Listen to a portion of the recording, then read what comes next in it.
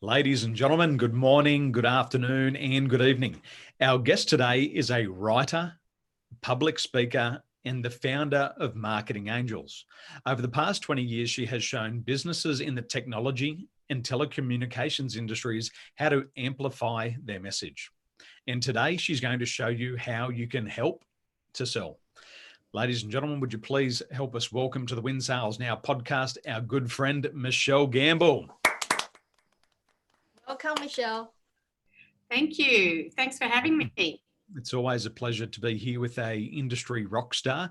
And we know you're an industry rock star, but also a rock star in many other areas of your life. You're a mother to 3 children. You're a surfer, a certified lifeguard, and you're also the founder of Marketing Angels. So to be able to achieve this amount of success in a short period of time, what are some of the sacrifices that you've had to make in your life?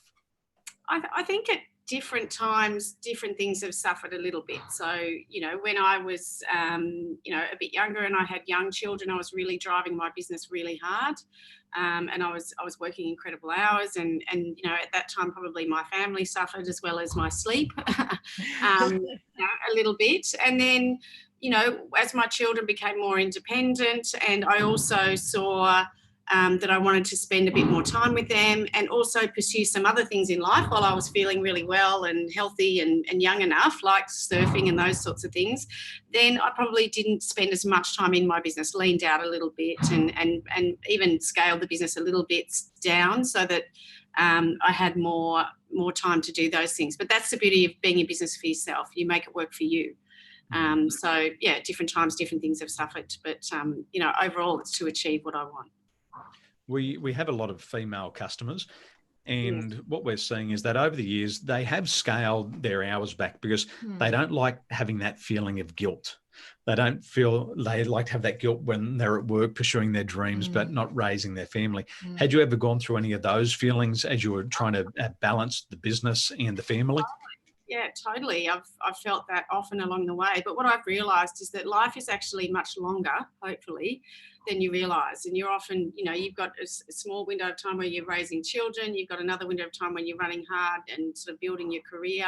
And then you've got a period of time where you're in good health, So it's all about sort of trying not to feel too guilty, but just reprioritising the most important thing at the time. And I think that's the key thing and that's the beauty of being in business for yourself and why so many women are in business for themselves is so that they have that control to just shift gears where they need to. How do you like being in business for yourself?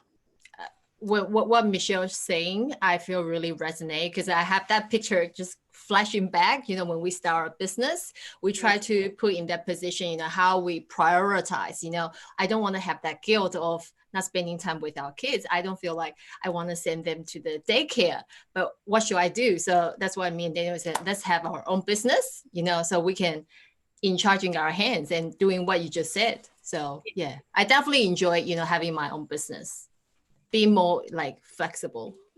Yeah. When Caesar was born, that was 2.5 years ago. 2.5 years ago. Yeah. We decided as a couple to tune the business down a little bit because for the first time when Nikita was born, we just felt we worked all the time. Get up at 5 a.m, at 8 o'clock, and Nikita's pulling on my jacket saying, "Daddy, Daddy, Daddy," and you start to palm her off saying, "Sorry, Daddy's busy right now."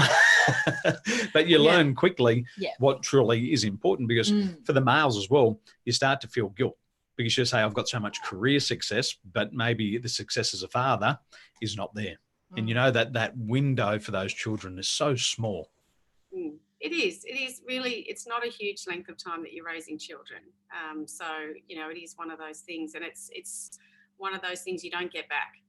So, for me, I'd sort of dialed it down when my kids were older primary school kids and sort of young teenagers. And there was a lot of time in the car, driving them to different activities. And that's really where you make some really quality connections. And so I'm really glad that I got to do that, Yeah. Brilliant. Now, we're living in very turbulent times right now. COVID-19 has hit the shores for Australians. It's impacting their health, but it's also impacting business health. And we can see that businesses are dying off already. Now, as a marketing expert, what marketing mistakes are you seeing Australian business owners make right now? I think one of the big things is sort of, I guess, having their head in the sand potentially and just sort of going the hard sell versus accepting that there are things that are happening that are unprecedented, that are beyond our control. And really it's about looking at your client or your customer base or whoever it is and looking at how you can help them versus sell to them right now. Nobody is in the mindset to take the hard sell unless they're trying to find toilet paper or hand sanitizer. It's really about offering people as much help as you possibly can, accepting that the world has changed, that we are going to have to white knuckle our way through a few hard months. But during this time, there's always opportunity that comes out of adversity. So, that's what we're looking for, is the opportunities. But the first thing is to help, to ask what's going on for your clients, your customers. What different ways can you be helping them? The revenue will look after itself further down the track. It might not be right now. We're going to be in for some lean times right now, but keeping that communication going, keeping your brand out there so that when things do change, you've got those relationships. And there's people are doing all sorts of clever things as well out there, but it's just about back off on the hard sell right now. Nobody has the bandwidth for that. Nobody has the the attention for that at the moment. They're all looking for help. What can they do? How can they survive this period? We talk a lot about educational selling. Yes. And we believe that right now for business owners, they have to educate their clientele. How do you use the product and service that you got to get higher return on investment? And the return on investment is just not the financial. It's also the non-financial. How can you deepen that relationship? What can you educate your customer on so that they can use your products and service in a different way? But we see here, because of that flight, fight, or freeze response, what happens is they're like a rabbit in the spotlight of the car, and they just freeze, and they stop doing stuff. So they stop educating their customers, and they forget about them. The other thing we find is that, you're mentioning the word help, is they're so afraid of rejection. They're so afraid of loss that they actually stop talking to their customers. Oh my gosh, what if we call the customer and they actually say, we can't use your product and service anymore? Well, I'd rather hear that directly from my customer than hearing it via the grapevine. And I think, what you're saying here is that it's helping them. So with your clientele, what recommendations are you making? How can they start to help people from a marketing perspective? What should they do? Well, the first thing is communication, I think, is the key thing. So even though there's quite a lot, I don't know, I've probably had a gazillion COVID-19 emails from every supplier I ever had a relationship with, over the last couple of months. But I think, it is about keeping the communication going, and it is about sort of, maybe doing Facebook Live sessions and going live to your whole database and for free offering Q&As or advice or things like that. So people are looking for contact and connection. More than just sending an email into somebody's inbox, actually give them some face time, give them the opportunity to ask questions and do things on the fly like that. It could be putting together some kind of online course or training system, like for our clients, for instance, a lot of them, potentially will need to really skill up on marketing and do things for themselves a bit more. So being available and having resources for them to be able to do that.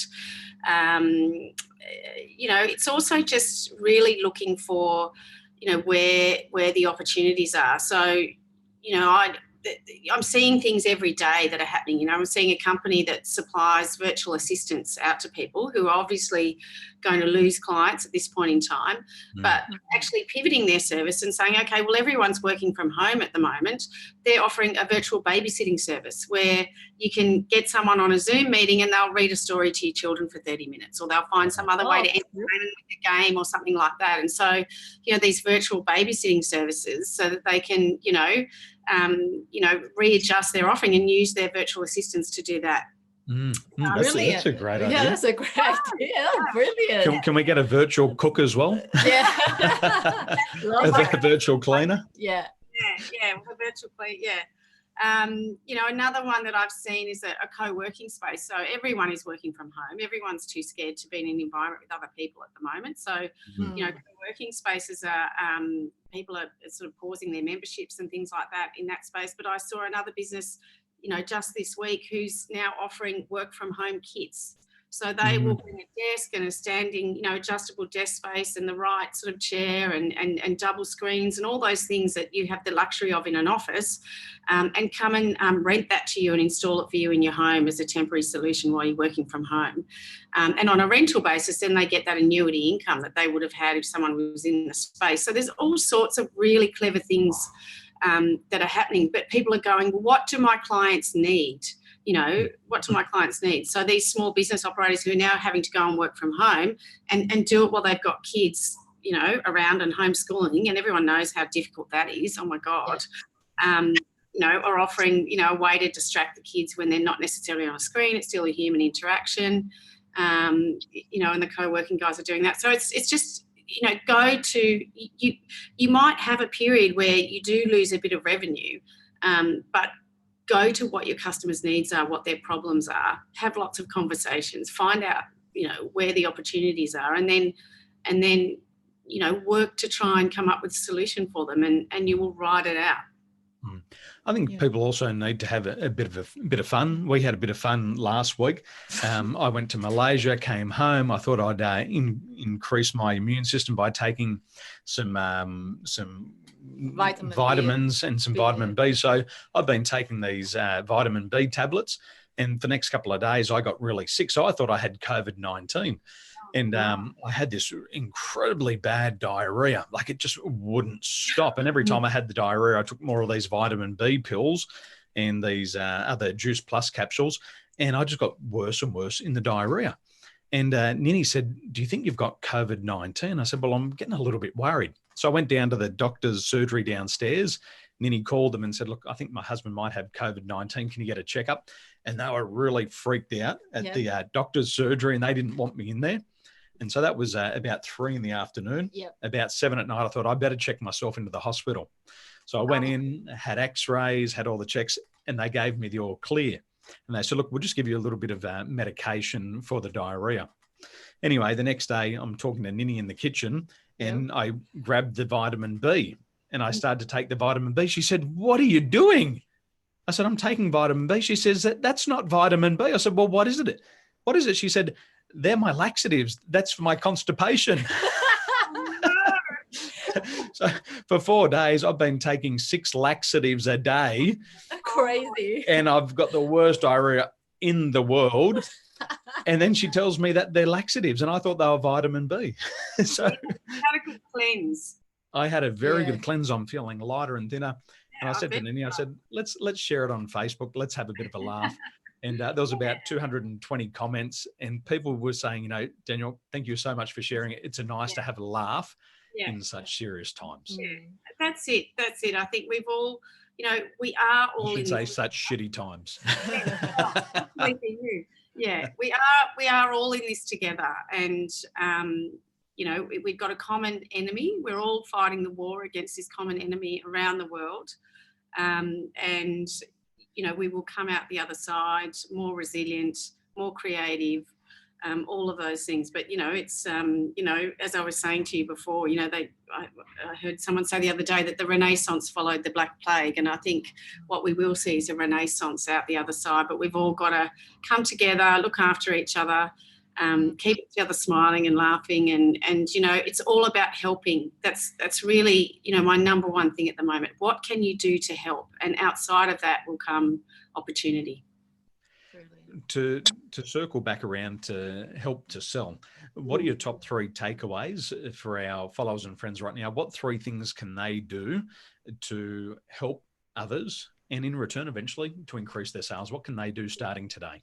Yeah, so I think one thing is just have the conversation and be proactive. So get out there and have conversations with your clients and customers, find out where their pain points are, and be proactive and offer to help them. You might have clients go on, they're on retainer, they need to cut it back. You might offer to go on project billing or things like that, but just, work within what their means are, and those sorts of things. The other one would be, look at how you can deliver online as much as possible at the moment. So, whether you're not going to get that face-to-face contact, but, look at what you can do to deliver online. Obviously, everyone's moving to Zoom meetings, but social media platforms are great for running live sessions and things like that, as much as possible.